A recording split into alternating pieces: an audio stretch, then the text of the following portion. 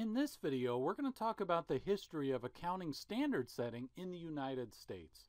So it all begins with the Great Depression. Before the Great Depression, we didn't have any authoritative accounting standards in the United States. But when the Great Depression happened, we had a stock market collapse, right? So the market collapsed, and that really shook investor confidence. You can imagine where investors are like, hey, should I invest in these firms? Can I trust any of the financial information that these firms are giving me? And so the government responded. The U.S. Congress passed two laws. We had the Securities and Exchange Acts of 1933 and 1934. And the Act of 1933 came up with new disclosure requirements, and then the Act of 1934 created the Securities and Exchange Commission, which is commonly known as the SEC, to enforce the Act of 1933. And basically the new rules, among other things, companies that were publicly traded, their stock is traded on a stock exchange in the U.S., they're going to have to issue financial statements. They're going to have to put out these financial statements, and they're going to have to send them to the SEC. And if the SEC isn't happy with how the financial statements are created, and they think that they're not faithful representations of the firm's financial dealings, then the SEC could actually take action, for example, delist that firm from a U.S. stock exchange. So the SEC has a lot of power, and they have the authority to make the accounting rules in the United States. However, they don't have a lot of expertise. They're underfunded. They don't have the resources to be making the accounting rules. And so the people at the SEC, they get the idea, hey, what if we created a public-private partnership? You'll hear this phrase a lot, public-private partnership.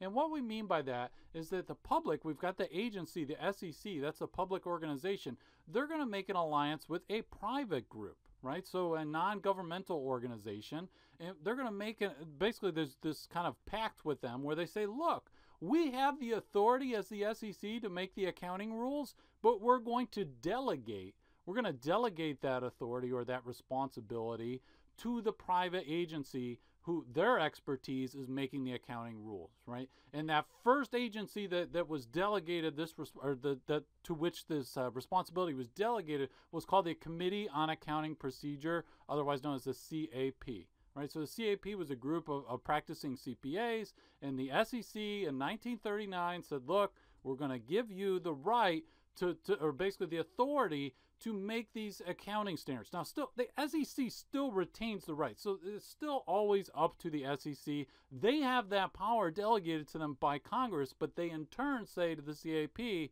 okay, we're going to basically pass it to you, and you can make standards. And so from 1939 to 1959, the CAP, they issue what they call these accounting research bulletins, and they issue 51 of them.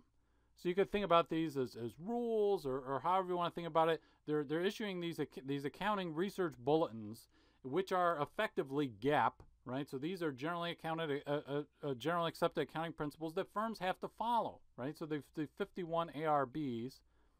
Okay, now the part of the issue, there are a couple problems with this CAP organization. One was that they didn't have any kind of a framework, right? So they didn't have any overarching framework of what GAAP should be. Really, what they did was they just on a kind of an ad hoc case-by-case basis, they tried to deal with emerging problems in accounting. Okay, so they didn't have any kind of framework. They were just dealing with things on a case-by-case basis. So people say, you know what? Hey, we can do better. And so now we get this new organization. We get the APB. Okay, so we get the APB, the Accounting Principles Board. In 1959, they replaced the CAP. So now the CAP is gone. We've got the APB. But we still have some of the same issues. We still have some of the same issues because the APB, they don't have a framework either. They don't put together a framework. And another issue with the APB is basically what you have with the APB is you have some people who work in industry. You have at some of at the time the big 8 firms. We had the largest 8 accounting firms, and then you have people in private practice, but this isn't their full-time job, right? So this isn't their full-time job. They have a full-time job working for a large accounting firm, so this isn't their full-time job. There's something they're doing on the side, so there's kind of a lot of bickering when it came time to making the standards, and then there were some issues of, okay, are these people really independent? If they're still working in the industry, are they independent? And so basically, there was this this study group called the Wheat Study Group, and so this Wheat Study Group says, you know what, the APB is no good, so we need to get rid of the APB. And by the way, the APB had issued 31 APB opinions, so we can think of those as GAAP, right? So now we have the 51 ARBs, we have the 31 opinions, and all that was GAAP. But this Wheat Study Group says, look, we gotta get away from this. The APB is no good. It can't be salvaged. So we get the Financial Accounting Standards Board, the FASB, which is what we have in the U.S. today. This is the standard setting agency in the U.S. today. And there was actually, they created a lot more in 1973. They actually created this FAF, the Financial Accounting Foundation. And the FAF actually, they appoint people to the FASB, and so they have a role as well. But when you think of actual standard setting, it's the FASB. So they replaced the APB, so now we've got the FASB. And now we've solved some of the issues with the FASB, because now the people who are on the board of the FASB, which is, there's 7 members of it, they're full-time, they're paid, this is their job. And they're required to sever any ties that they had with their accounting firm or something like that. So that kind of addresses that issue of whether they're truly independent. And then also, they put together a framework. So we have these statements on financial accounting concepts. We had 7 of them. And they're not technically GAAP, but they kind of establish the framework. Things like relevance, accounting information should be relevant. What do we want? We want information faithfully faithfully represents the firm's activities and so forth, right? So they put together this really nice framework, and then so we still have the FASB today, but we have some additional changes that happen as well. So they created this thing called the Emerging Issues Task Force, the EITF. And the EITF, they don't make GAAP. They didn't replace the FASB. We still have the FASB. But EITF will do things like there'll be some kind of issue. It's like some current issue that's being problematic. How do firms address this? How do I account for this? And within the existing GAAP, they will come up with some kind of a solution. So they're not actually making GAAP, but they're an important organization as well. Okay, so now and then one final thing I want to mention. In 2009, and again, we still have the FASB. The FASB is, we consider, so here we are in the present. We still have the FASB. They're in charge of standard setting. They make the accounting, they make the GAAP for firms in the U.S.